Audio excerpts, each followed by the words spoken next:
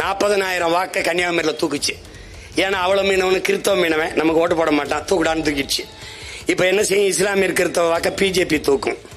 இந்த திமுக என்ன செய்யும், அதிமுக வாக்கு, நாம் தமிழர் சீமா வாக்கு. தம்பி விஜய்க்கு அவர் வீட்டுக்கு போகும்போது விஜய் படம் இருந்தா நம்ம வீட்டில் தூக்கிட, அங்கே சீமா படம் இருந்தா தூக்கிடுவான். ஐயா எடப்பாடி அது தெரியாம அவரு ஏன் பதறுகிறீர்கள் அப்படின்றாப்ல. உங்களுக்கும் ஜத்தாயா பதறிக்கிட்டு இருக்கமியா ஐயா, ஐயா உங்களுக்கும் ஜத்தாயா கதறிக்கிட்டு இருக்கமியா ஐயா, கவனமா பண்ணுங்கய்யா. அவங்க பயங்கரமான ஆட்டக்காரங்க.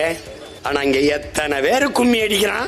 நான் ஒருத்தன் கத்துறேன், நீ என்ன சேட்டை பண்றான் பாருங்க. நான் என் நிலம், என் உரிமை, என் தேசிய இனத்தின் இறையாண்மை என்று பேசும்போது பாசிசம், செப்பரேட்டிசம், சாவனிசம், பிரிவினைவாதம், பக்கவாதம், முடக்குவாதம், நீ எத்தனை நாள் பேசுறா, எவ்வளவு வேணாலும் பேசுறா. ஆனால் ஒரு நாள் நான் வெல்வேன், இதை யாவானும் மறைக்க முடியாது.